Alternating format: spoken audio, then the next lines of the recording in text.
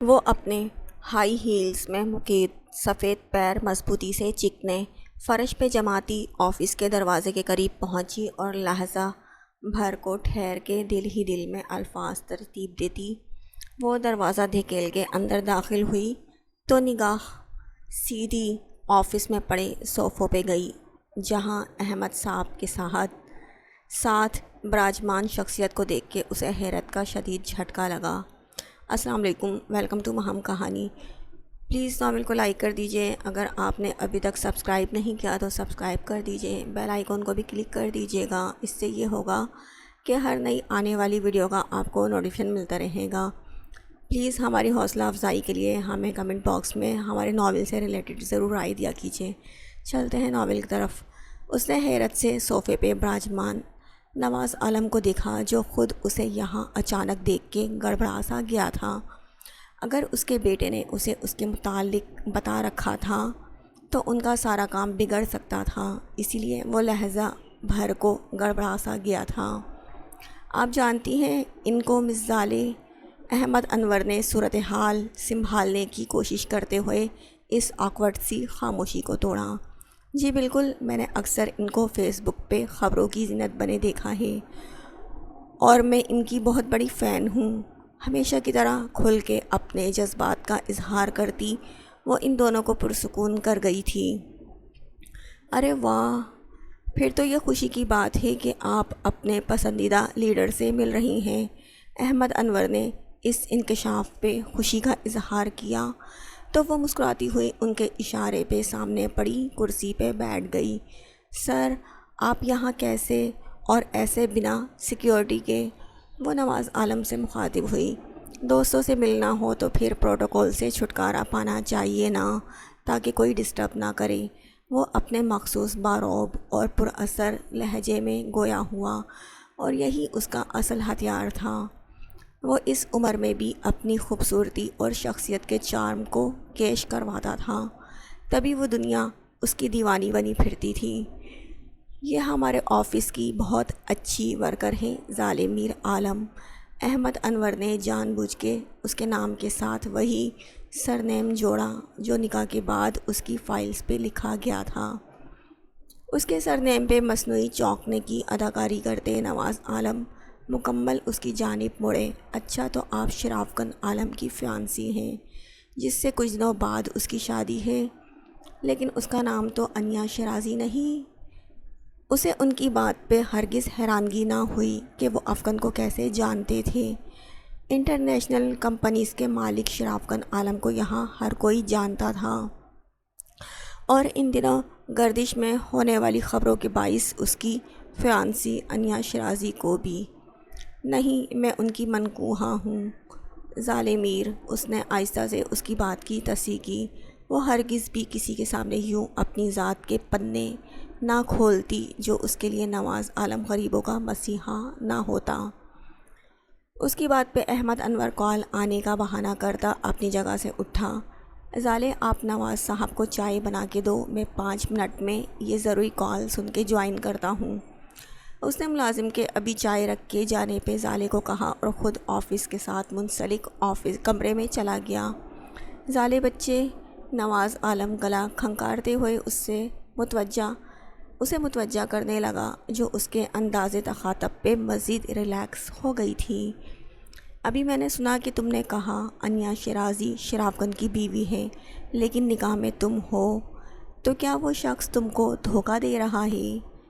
نواز عالم نے بہت طریقے سے دانہ پھینکا تھا، اور اس دانے کو چگتی ظالم میر اس شخص کو ساری بات بتاتی اس سے ویسے ہی مدد مانگنے لگی جس کا دعویٰ وہ کیمرے کے سامنے کیا کرتا تھا۔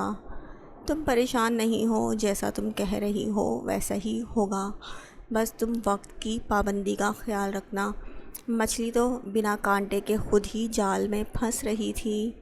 پیسے اور اقتدار کے لالچ میں ڈوبا نواز عالم، جس نے برسوں پہلے اپنی بیوی کا سودا کرنا چاہا، اس نے اسی لالچ میں ڈوبے اپنے بیٹے کو استعمال کرنا چاہا، اور وہ جو سودا برسوں پہلے کیا گیا تھا، اسی سودے کو پورا کرنے کے لیے اپنی بیٹی کے پیچھے پڑا رہا، اور پھر جب وہ منظر سے ہٹی تو اب پکے ہوئے اور پھر جب وہ منظر سے ہٹی تو اب پکے ہوئے پھل کی مانند اس کی نام نہاد بہو اس سودے کو پورا کرنے کے لیے اس کے پاس آ گئی تھی۔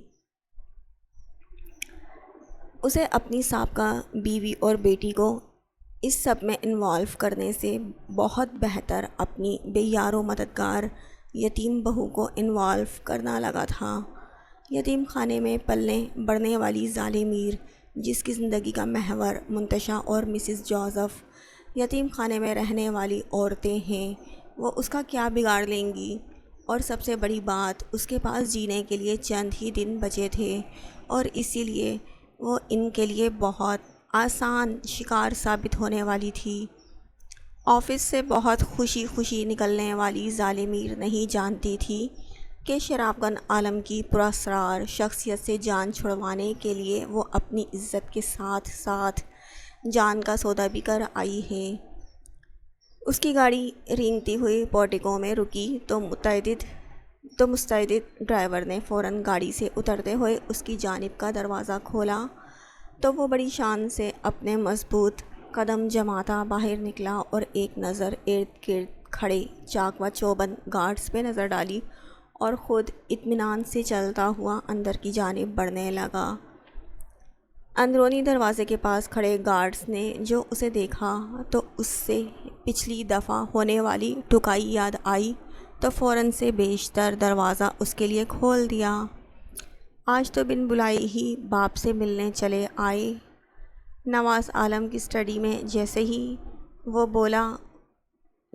وہ داخل ہوا، اسے دیکھتے ہی وہ طنزیہ انداز میں بولتا، ہاتھ میں پکڑے سگریٹ کا گہرا کش لینے لگا، کیا کروں، حرکتیں ہی اس قدر گھٹیا کر رہے ہو آپ کہ مجھے یہ قدم اٹھانا ہی پڑا۔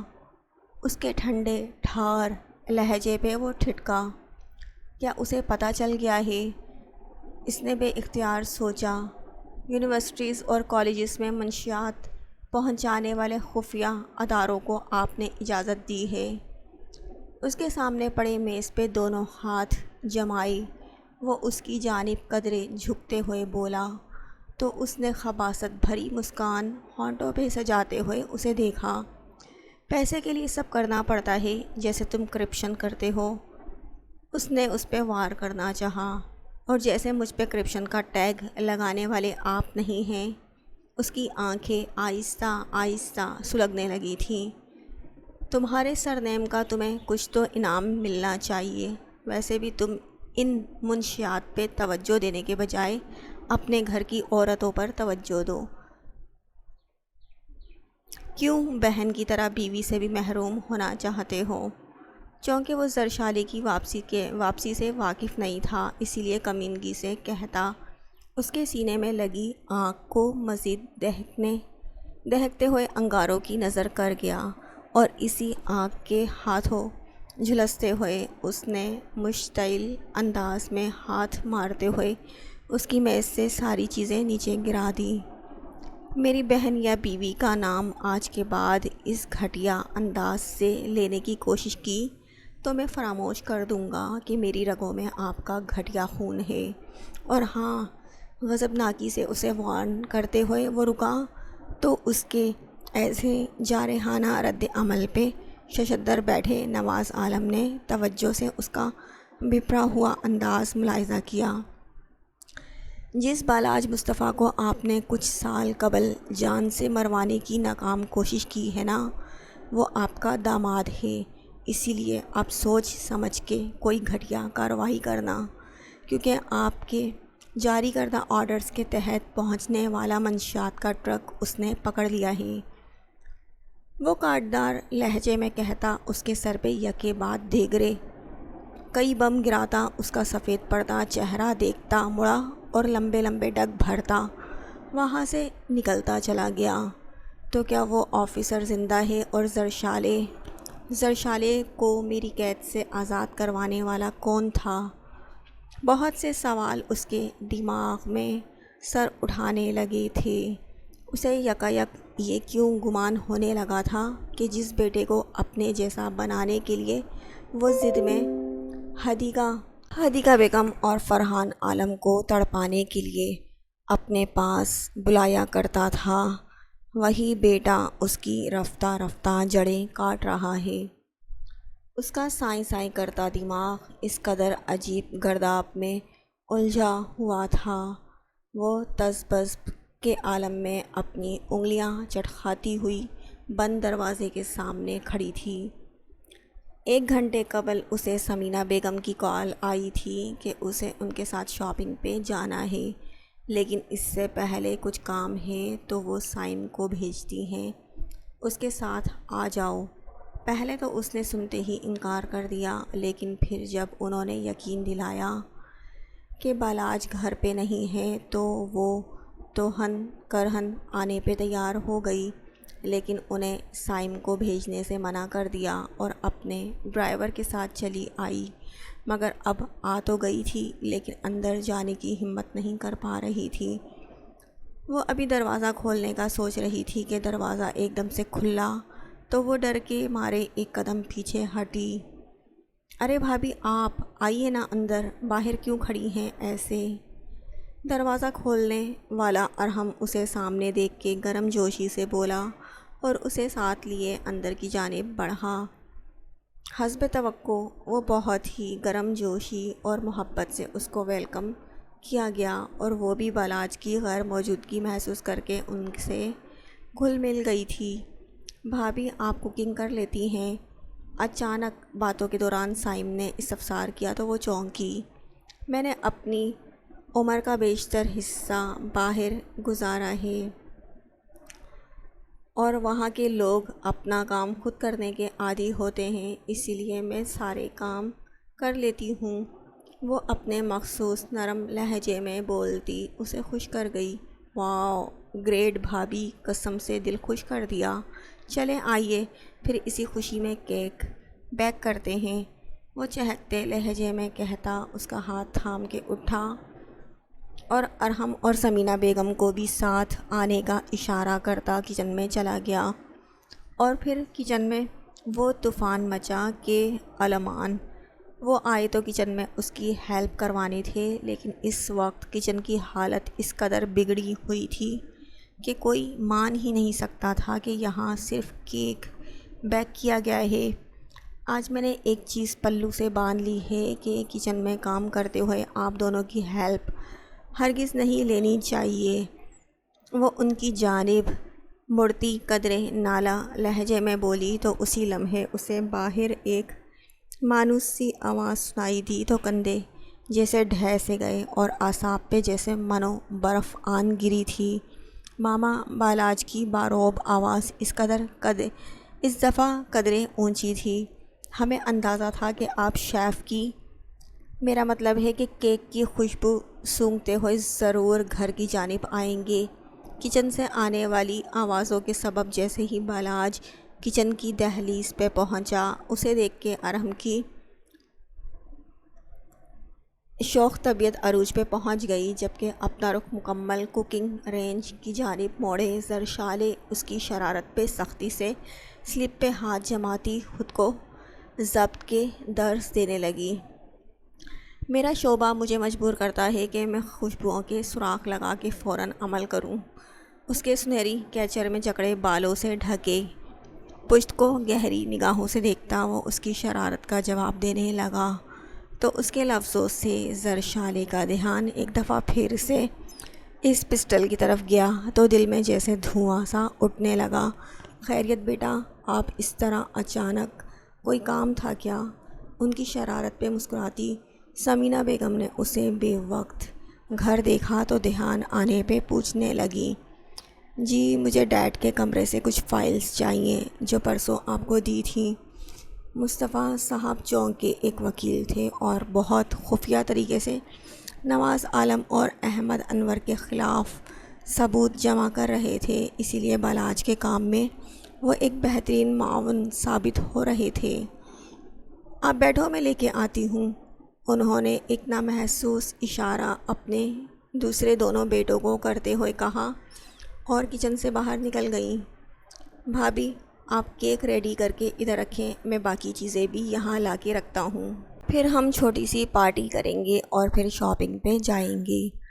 سائم سمینہ بیگم کے نکلتے ہی جلدی جلدی کہتا اور ہم کو بھی ساتھ لیے کچن سے نکلتے ہوئے بالاج کو آنکھ مارتا گیا۔ اس کی شرارت پہ بالاج نے مسکراہٹ ضبط کرتے ہوئے اس کی پشت کو دیکھا، جس نے اس کے آنے کے بعد ایک دفعہ بھی مڑ کے نہیں دیکھا اور نہ منہ سے ایک لفظ بھی نکالا تھا۔ ارحم، آپ پلیز یہ ٹیبل پہ پلیٹس رکھیں، میں تب تک یہ سلیپ صاف کر لوں۔ اسے یہی لگا تھا کہ ارحم کچن میں ہے اور بالاج سمیت باقی دونوں گئے تھے، اسی لیے اس نے بغیر مڑے کہا کہ کچن کا سارا کام سمینہ بیگم خود کرتی تھیں، اسی لیے کچن میں کوئی ملازمہ نہیں تھی۔ کیسی ہیں؟ عقب میں گونجنے والی غیر متوقع بھاری آواز پہ اس کے سلپ پہ حرکت کرنے والے ہاتھ فوراً سے تھمے تھے۔ بھاری مضبوط قدموں کی آہٹ جب اپنے قریب آتی محسوس ہوئی تو زرشالے کا دل چاہا کہ وہ کہیں بھاگ جائے۔ اس سے پہلے کہ وہ اس ارادے پہ عمل کرتی، اس نے دیکھا کہ اس کے مضبوط ہاتھ اس کے ارد گرد سلپ پہ آن ٹکے تھے اور ایک سرسراتا ہوا لمس اس کے بالوں میں جاگ اٹھا تھا۔ میں نے اس خوشبو کو بہت مس کیا ہے، اس کے بالوں کی مہک خود میں اتارتے ہوئے وہ خمار آلود لہجے میں بولتا۔ اسے شرم و حیا پہ مجبور کر گیا۔ اس قدر ظالم کیوں بنی ہیں کہ چہرہ بھی چھپانے پہ تلی ہیں۔ اس کے بالوں کو چھوتے، اس کے لب اس کے بائیں کان کی جانب آگے ٹھہرے تو اس کا ضبط ایک چھناکے کی مانند ٹوٹا۔ بمشکل اس کے حصار میں مڑتے ہوئے اسے پوری قوت کے ساتھ پرے دھکیلا تو وہ جو اس کے مہکتے وجود کے سحر میں بہک رہا تھا۔ اس کی اس حرکت پہ حیرانگی سے اسے دیکھنے لگا، جو سرخ چہرے اور بھینچے ہوئے ہونٹوں کے ساتھ اسے ہی تک رہی تھی۔ آپ مجھے یوں پریشان نہیں کر سکتے، نہ ہمارے بیچ ایسا کوئی تعلق ہے، وہ بھینچے انداز میں بولتی اس کے دل کو پریشان کر گئی۔ زرشالے، پلیز آپ ایسا نہیں کہہ سکتی۔ اس نے بے اختیار اسے ٹوکا تو زرشالے نے گلابی ہوتی آنکھوں کے ساتھ اسے دیکھا۔ کیوں؟ سب کچھ کرنے کا حق صرف آپ کے پاس ہی ہے۔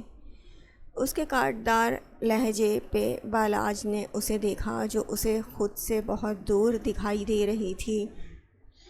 زرشالے، بعض دفعہ چیزیں اتنی پیچیدہ یا بری نہیں ہوتی جتنے برے اور کریٹیکل طریقے سے وہ ہمارے سامنے آتی ہیں۔ اس کی جانب قدم بڑھاتے ہوئے اس نے رسانیت سے اسے سمجھانا چاہا، چیزیں کتنی ہی پیچیدہ کیوں نہ ہوں، لیکن ایک شوہر کا اپنی بیوی کو ایک گینگسٹر کے روپ میں ہراس کرنا کسی جگہ پہ نہیں لکھا ہے۔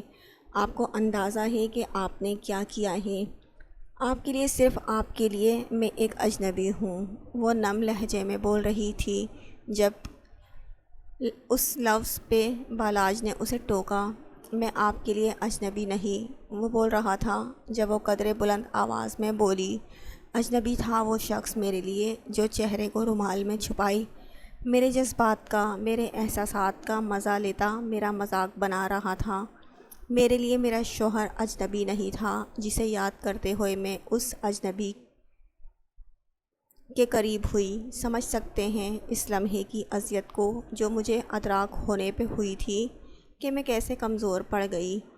وہ بولتے بولتے ایک دم سے پھوٹ کے رونے لگی تو وہ پریشانی اور اضطراب سے فوراً آگے بڑھا اور اس کے ہلکورے لیتے وجود کو اپنے بازوؤں میں سمیٹ گیا۔ I am sorry Zarshale, I am sorry. اس کی اذیت، اس کی باتیں اس کے دل میں گہرے کچوکے لگا رہی تھی۔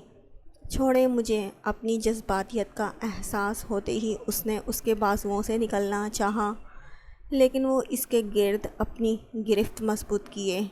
وہ اس کے بھیگے چہرے پہ جھکا اور بہت آہستگی سے اس کے آنسو سمیٹنے لگا۔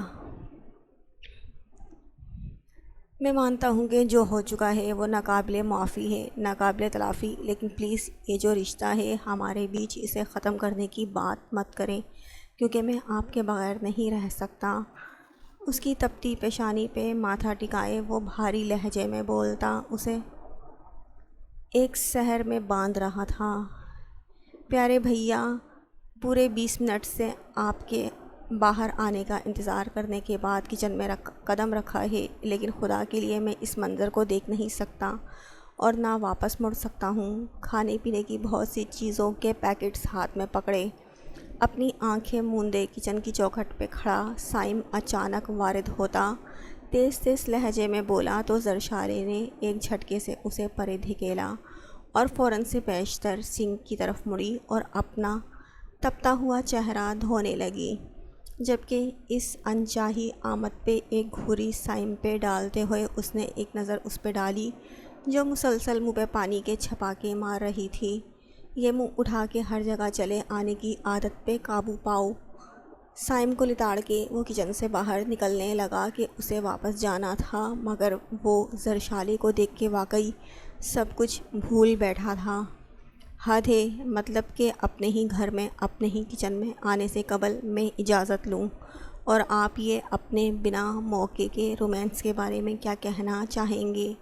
وہ آنکھیں گول گول گھماتا جس انداز میں بولا، بالاج نہ چاہتے ہوئے بھی جھنک کے رہ گیا، جبکہ زرشالے کے گال ایک دفعہ پھر تمتمانے لگے۔ ایڈیٹ! اس کی غور افشانیوں کو نظر انداز کرتا وہ سر جھٹک کے باہر نکل گیا تو سائم اس اندازے بے نیازی پہ سردھنتا شرافت سے میز پہ چیزیں رکھنے لگا کہ اس وقت بھابھی کو چھیڑنا مناسب نہیں تھا۔ بیگ میں چیزیں رکھتے ہوئے اس کے ہاتھ ایک جھٹکے سے دروازہ کھلنے کی آواز پہ ٹھٹکے۔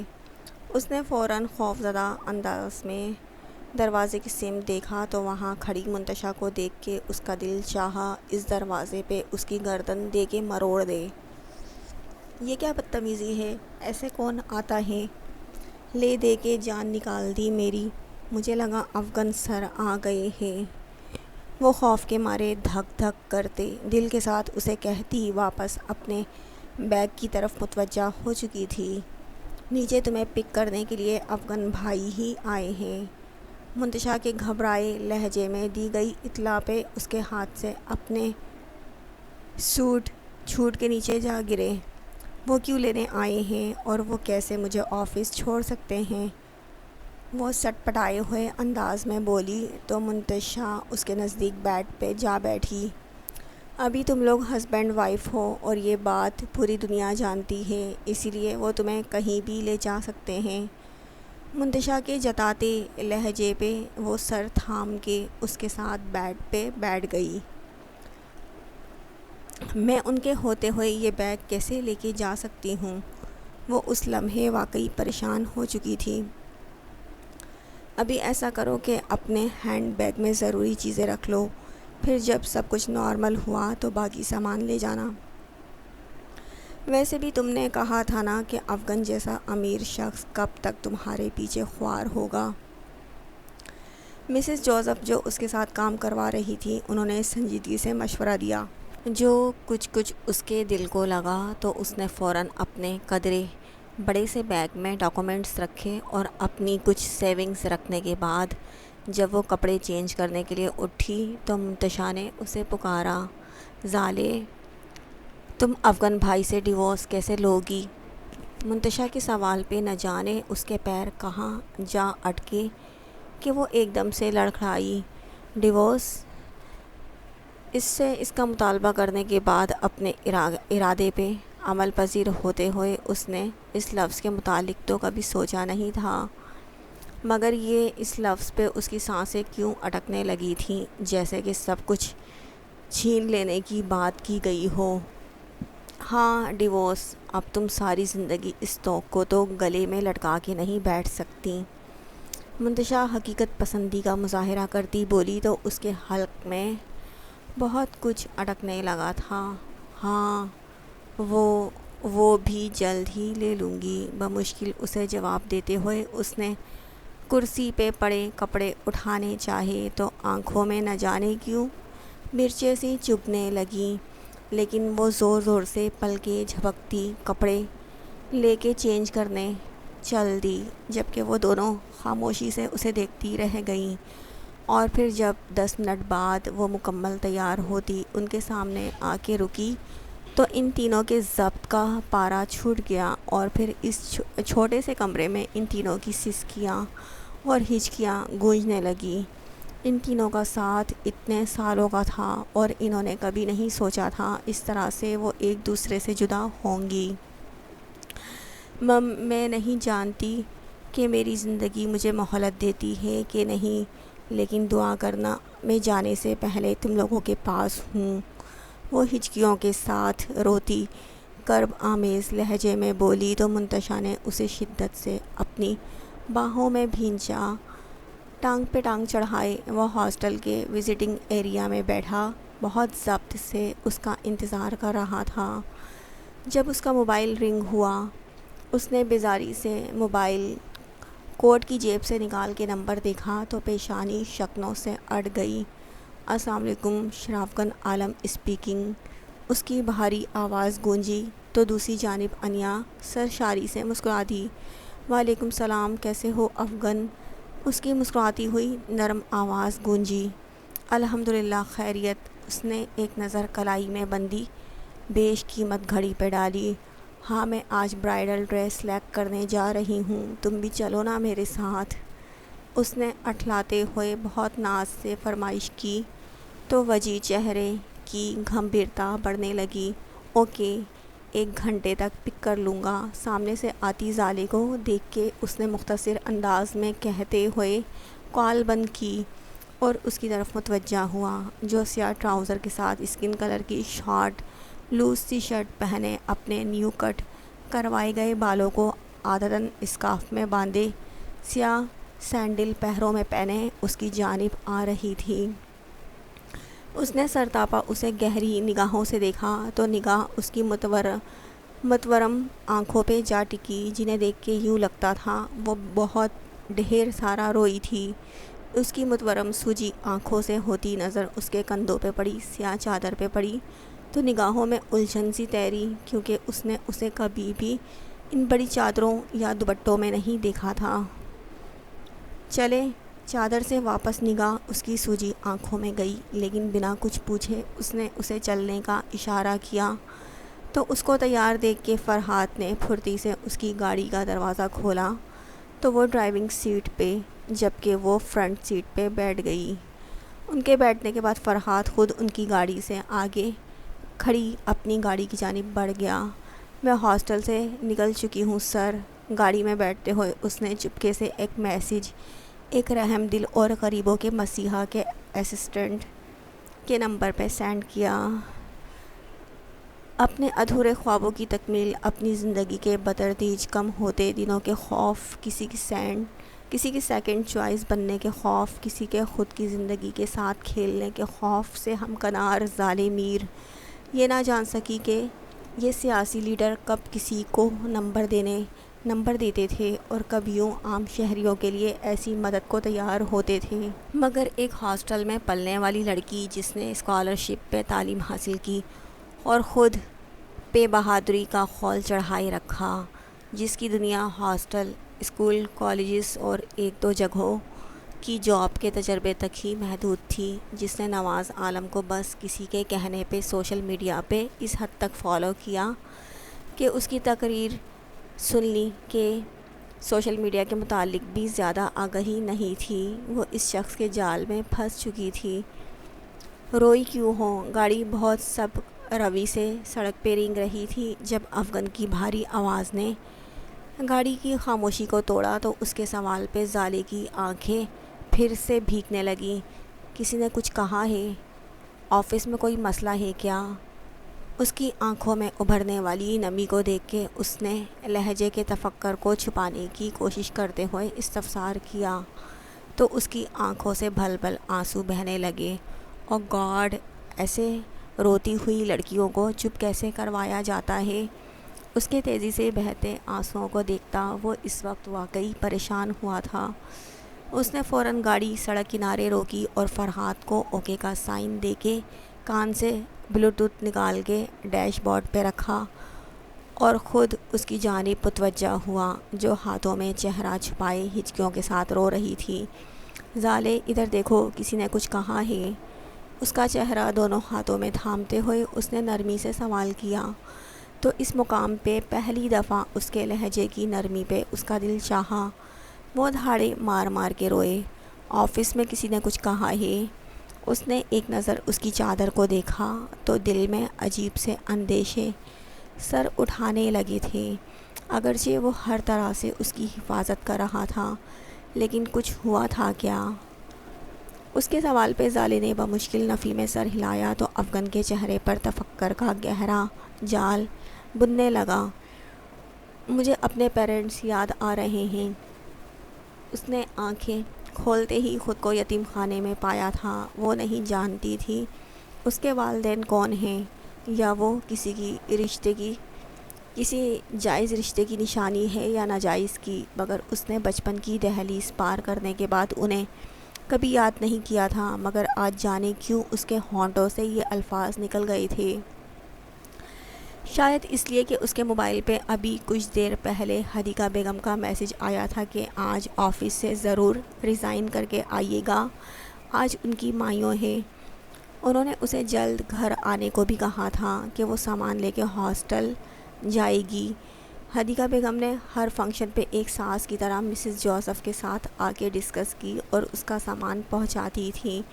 انہوں نے بہت دفعہ کہا تھا کہ فلیٹ میں شفٹ ہو جاؤ، لیکن زالے اس بات پہ کبھی ایگری نہ ہوئی، کیونکہ وہ اس رشتے کی حقیقت اور اس کے انجام سے واقف تھی۔ اور ابھی جب انہوں نے مائیوں کا کہا تو اس کا دل جانے کیوں بھر گیا تھا۔ یہ وقت ایک لڑکی کے لیے بہت نازک اور بہت سے احساسات کا حامل ہوتا ہے، لیکن اس وقت اس کے پاس کوئی جذبہ اور نرم احساس نہیں تھا، اور یہی چیز اسے تکلیف میں مبتلا کر رہی تھی۔ جبکہ اس کے جواب پہ ایک گہرا دکھ دل میں سرایت ہوتا محسوس کر کے افغان نے اسے بازوؤں میں سمیٹ کے اپنے سینے سے لگایا تو وہ جیسے اس کی باہوں میں بکھر سی گئی تھی۔ کاش تم واقعی ویسے ہوتے جیسا میں نے چاہا تھا تو میں تمہارے لیے جینے کی کوشش کرتی۔